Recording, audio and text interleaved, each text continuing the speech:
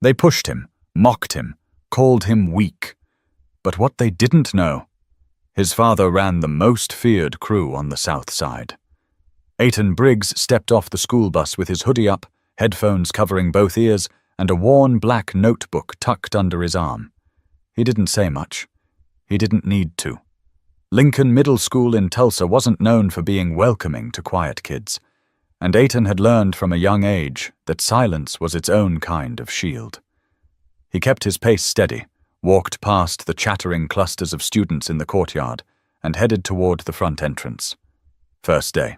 New school, different city, same nerves. But he kept his eyes low and his stride calm. Inside, the school smelled like pencil shavings and reheated cafeteria food. The walls were a mix of beige and old blue, the kind that made every middle school feel like a hospital that never got renovated. Kids moved in packs, laughing, yelling, bumping shoulders. Ayton didn't try to fit into any group. He'd already figured out that trying was usually what got you noticed in the worst way. "Hey, you lost or something?" a boy asked as Ayton stopped at the wrong classroom door. His voice had that tone, half joke, half challenge. Ayton barely looked up. "Nah, room 212. The kid just smirked and walked away with a shrug. A small moment, nothing serious. But Ayton could already feel the eyes. The glances that lasted a second too long. The whispers right after he passed. His style was clean. Black cargo pants, Air Force Ones, a slate grey hoodie that hung just right. Not flashy, but not invisible either, and that was enough. By lunch, he found a quiet corner at the edge of the cafeteria, behind the vending machines. Pulled out his notebook, started sketching. The page filled up quickly. Shapes, faces, shadows. Art was how he made sense of things.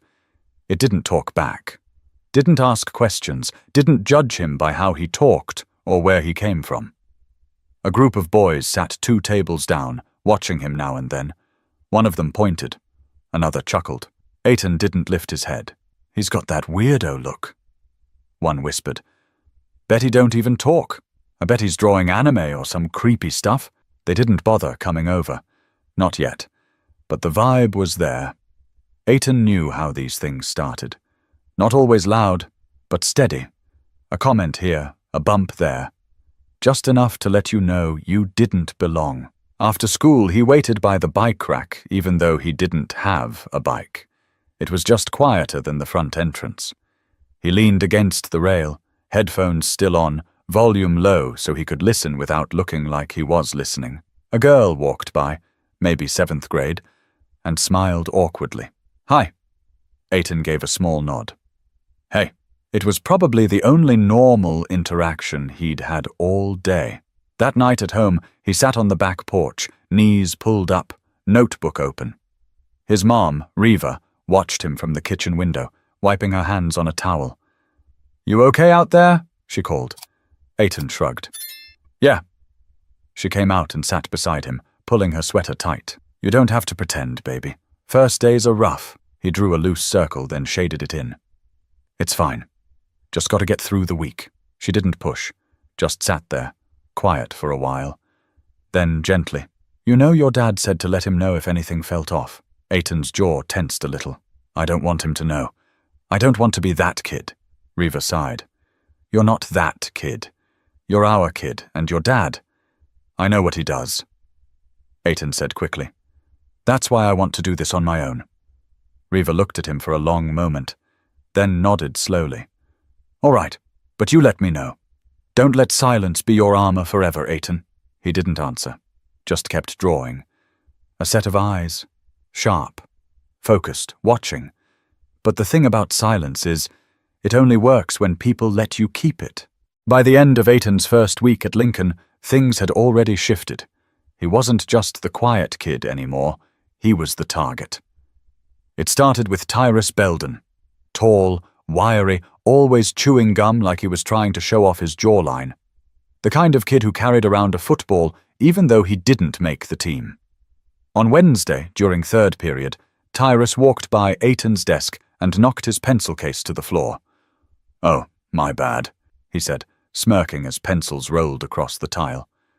Ayton didn't say anything, just picked them up one by one, calm. A few kids laughed. One of them, Quinn Rain, muttered, "He probably draws himself crying at night." Ayton still didn't react. He was used to testing, kids prodding to see what would make you snap. What they didn't understand was that staying silent took more strength than clapping back ever could.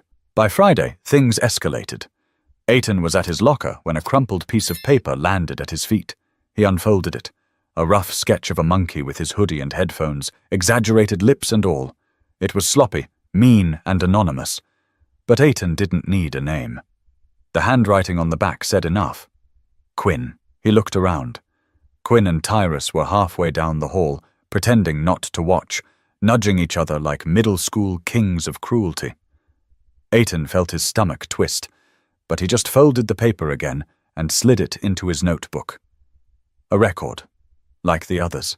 "Why don't you ever say nothing?" a voice said from behind him. He turned to see Soren Levette, a stocky kid with crooked glasses and a backpack that looked twice his size. Soren wasn't exactly popular, but he wasn't invisible either. He was one of those middle-ground kids who floated just enough to be tolerated. "I just don't," Ayton replied. Soren looked over at Tyrus. "You're smarter than me if you can keep your mouth shut around those guys." "I don't care what they think," Ayton said, closing his locker. "I care when they start touching my stuff." That afternoon, in gym class, Tyrus waited until Coach walked out to grab more cones, then accidentally shoulder-checked Ayton into the bleachers. The gym echoed with laughter as Ayton got back on his feet. "You see that? Man flew like a leaf!" Quinn howled. Ayton stood up, eyes locked on the wall instead of the boys. Coach came back and glanced around, clueless. No one said a word, not even Soren, who looked down at his shoes. In the locker room afterward, Ayton found his sketchbook soaked. Someone had poured water over it. Pages warped, ink smeared. It felt like someone had punched him in the stomach. He grabbed his hoodie from the bench, wringing out the sleeves as water dripped onto the floor. He didn't even try to find out who did it. That night, at the dinner table, Reva noticed the silence. "You're not eating," she said. "Not hungry." She looked at the soggy notebook on the counter. "What happened?" Ayton hesitated, then shrugged. "It rained." Reva's eyes narrowed. "Ayton, I'm handling it, Mom. Please." She didn't press, but she picked up her phone the moment he left the room. Texted one person, just in case. Ayton sat in his bedroom, redrawing what he could. Some pages were ruined beyond saving, others he tried to trace. He didn't cry. He'd done that too many times in younger grades. Now he just let the anger sit, low in his chest, like a pot left simmering. His phone buzzed with a notification, Instagram. Someone had posted a photo of him bent over in gym, captioned, "Man down! Someone get the Sketch Fairy a helmet!" He closed the app. For the first time, he considered telling his dad. Not because he wanted revenge, but because he was getting tired.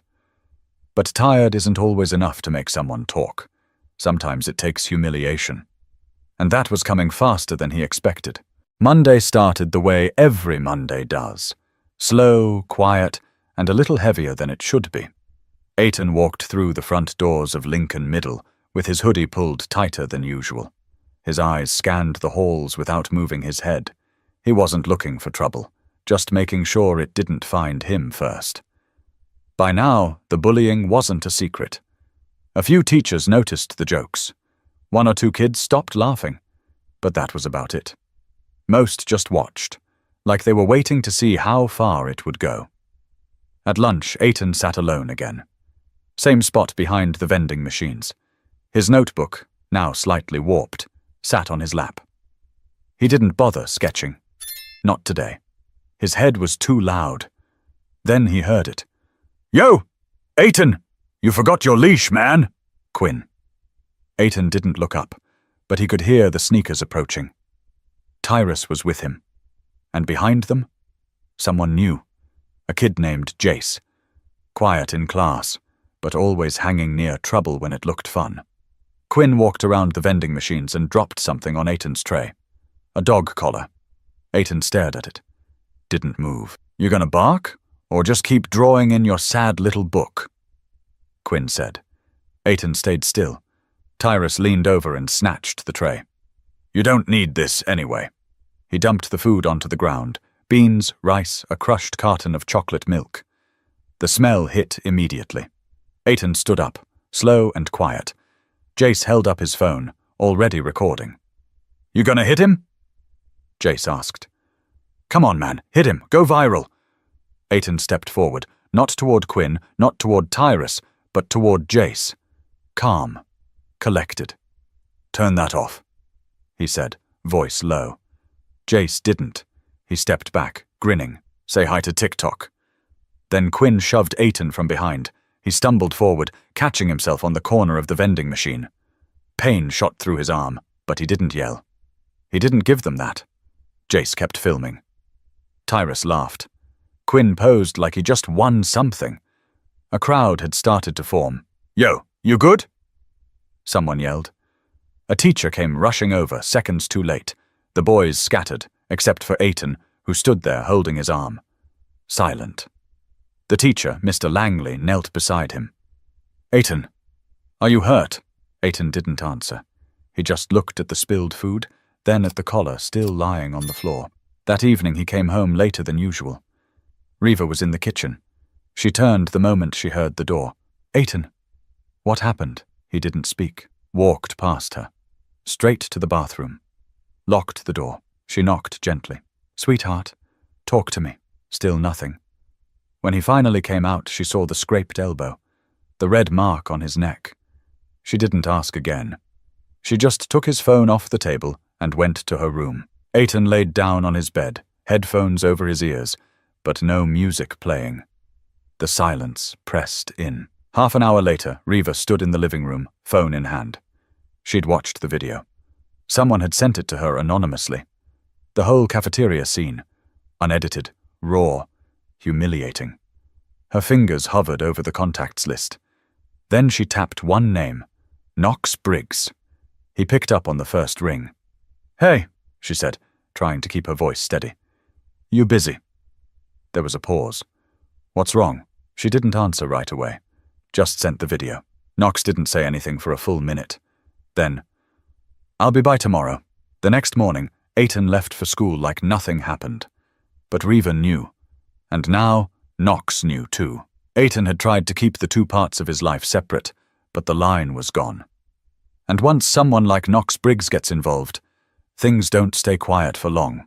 The next day, Lincoln Middle School felt different before the bell even rang.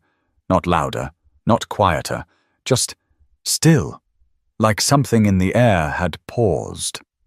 At exactly 9:10 a.m. Knox Briggs stepped through the front doors. No music, no crew, no need for any of that. He wore a plain black coat over a charcoal button-up, dark jeans, and boots polished just enough to show he took himself seriously. Not flashy, just sharp. Clean lines, cold eyes. The front desk secretary looked up and blinked like she forgot how to breathe. Can I help you, sir? She asked.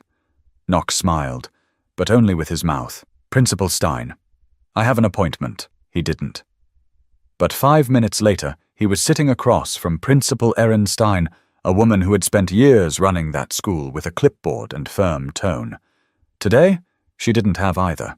Just a pale face and a tight jaw. I'm here about my son, Knox said. Ayton Briggs. Principal Stein glanced down at a folder. Yes, I received an email this morning. I only just saw the video. I don't need a full explanation, Knox interrupted. I've seen it. She folded her hands. We're handling it.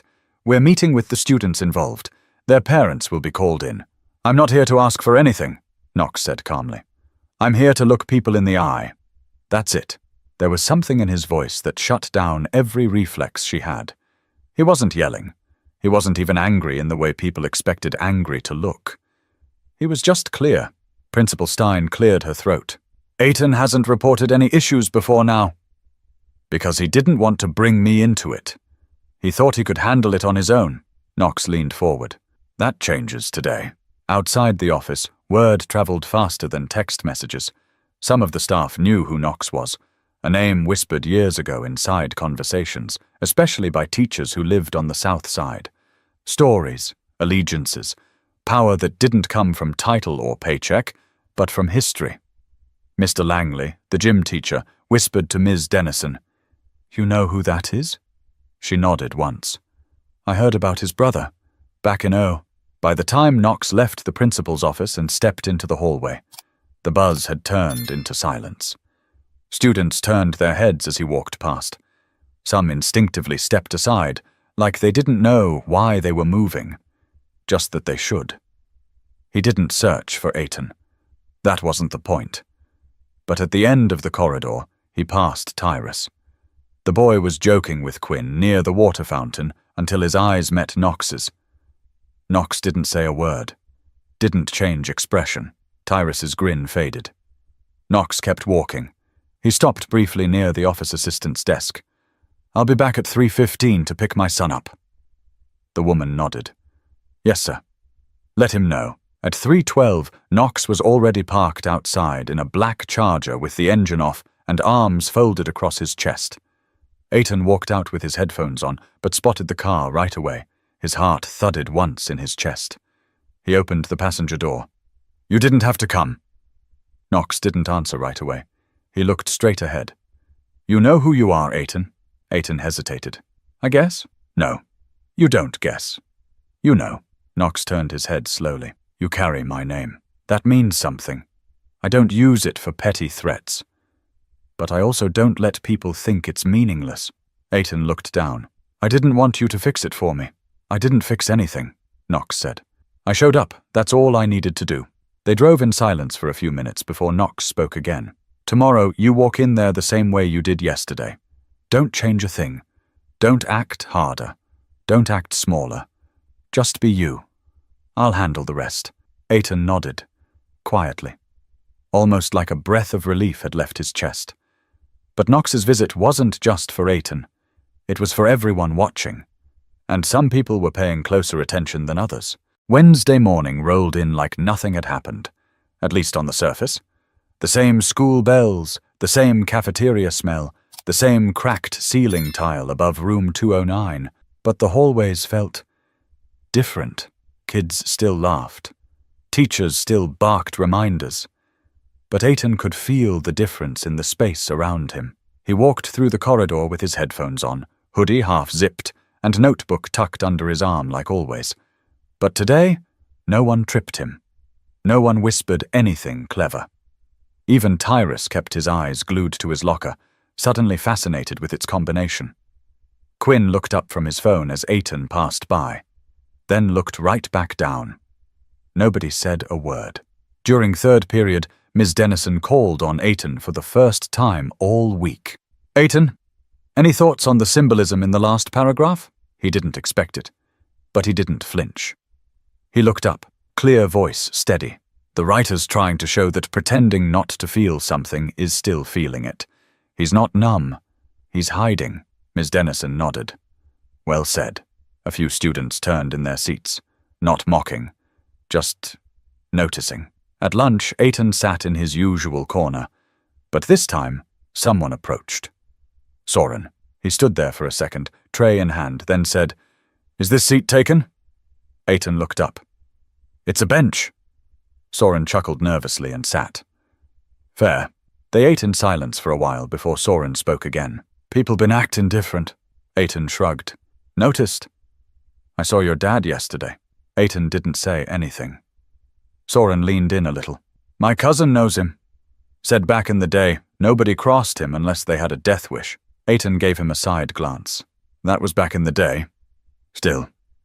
People remember." Soren paused, chewing his sandwich. "That's why Quinn's all quiet now. His mum made him delete the video. Said she doesn't want no problems." Ayton looked down at his tray. "I don't want people scared of me." "They're not scared of you," Soren said. "They're scared of what they did." That landed harder than Ayton expected. Later that afternoon, during study hall, Tyrus sat 2 rows over. He kept glancing at Ayton, tapping his pencil like he was trying to work up the nerve to say something. Finally, he stood and walked over. Hey. Ayton looked up. Yeah? Tyrus hesitated, then spoke in a quieter voice than usual. That whole thing in the cafeteria. It was dumb. I didn't mean for it to go that far. Ayton blinked slowly. You shoved me into a vending machine. I know, Tyrus said quickly. I was just messing around. Ayton stared at him. You ever get shoved into something just for breathing? Tyrus's mouth opened, then closed. Ayton went back to his notebook. Tyrus stood there a moment longer, then walked away. That night, Ayton sat on the back porch again, notebook in hand. Reva brought him a mug of hot cocoa and sat beside him without saying anything. Things were different today, he said after a while. Reva smiled, a tired but proud kind of smile. Good different? I think so. She sipped from her own mug. Your dad called me. Asked how you were. Ayton didn't look up. You tell him I'm fine. I told him you handled it better than most grown men would have. He smiled faintly. I didn't even do anything. Exactly. They sat quietly, the air cooling, the sky turning a shade of purple that made everything feel softer. Ayton flipped his notebook open to a blank page. For the first time in days, his hand started moving again. Sketching, not from anger, not from pain, but just because he wanted to. But there was still one more thing he needed to understand, something only his father could tell him. That Saturday morning, Ayton sat at the kitchen table, toast untouched on his plate, notebook open but blank. His thoughts were heavy, not angry, just full. Knox Briggs walked in from the garage, sleeves rolled, grease on his forearm from tuning the truck. He didn't say good morning. He rarely did. Just poured his coffee, sat down across from his son, and let the silence settle between them. Ayton finally spoke. You used to be different, right? Knox didn't flinch. Still am. I mean, people talk like you were some kind of legend. Even Soren said his cousin was scared of you. Knox sipped his coffee. Fear's easy to earn. Respect's harder. One fades, one stays. Ayton nodded slowly. I didn't want people to respect me just because of your name. You think that's what happened? Knox asked. Ayton shrugged. Maybe. Knox leaned forward, locking eyes with his son. Listen close. My name might have stopped some noise, but it didn't change you. You didn't run. You didn't throw hands. You didn't beg anyone to fix it. You stood up straight, kept your mouth shut, and let the world show its cards. But I didn't fight back. Ayton muttered. I just took it. No, Knox said. You took it until it became theirs to answer for. You made them show who they are. That's strength. Ayton looked down at his notebook. You ever feel like you're carrying two versions of yourself? Knox chuckled once, low and real. Every damn day. Ayton smirked. I used to think I had to be the loudest in the room, Knox said, leaning back. Then I learned the loudest man's usually the weakest. A quiet man with a line you don't cross. That's the one people remember. Ayton nodded, slower this time. Knox stood up, drained his coffee, and grabbed his keys. Come on, let's get some air. They drove to a lot near the old bridge on the south side, an empty spot where Knox used to box when he was younger. It wasn't a big place, just cracked pavement and bent fencing. But to him, it was sacred. Knox turned off the engine. This is where I figured out who I wasn't gonna be. My older brother, he wanted power, control. I just wanted space. You know what I learned standing out here? Ayton looked at him. People are either echoes or originals. You keep echoing what they throw at you, you'll disappear. But if you stand your ground, make your own sound, even if it's quiet, it stays. They sat there in silence for a while. The wind picked up a little. Ayton opened his notebook and started drawing again. He didn't know what the picture was yet, but his hand moved like it remembered something his mind hadn't caught up with. When they got home, Reva was watering the plants out back. Ayton walked past her, paused, then hugged her from behind. She froze, surprised, then smiled. You good? She asked softly. Getting there, he said. That night, Ayton didn't wear his headphones to bed. Instead, he lay there, eyes open, thinking about the cafeteria, the vending machine, the apology, the look in his dad's eyes. He realized something then. Knox didn't come to scare anyone. He came to be seen, to remind people that silence doesn't mean weakness, and presence doesn't need noise. The next Monday, Ayton sat in class beside Soren. They didn't say much. They didn't have to. During lunch, he sat at his usual bench. Some kids walked by and glanced his way, but didn't laugh, didn't whisper, just moved on. And when Tyrus walked past, he gave a small nod. Not fear, not friendship, just acknowledgement. Ayton turned back to his sketchbook and smiled. He was still quiet, still walked alone sometimes, still drew faces nobody else could see. But now, people saw him, and that was enough. Sometimes the loudest change happens in silence, and when you find the strength to carry your name with dignity, not noise, you're already miles ahead. If this story moved you or reminded you of someone you know, hit subscribe. There's more to say, more stories to tell. And every voice matters, even the quiet ones.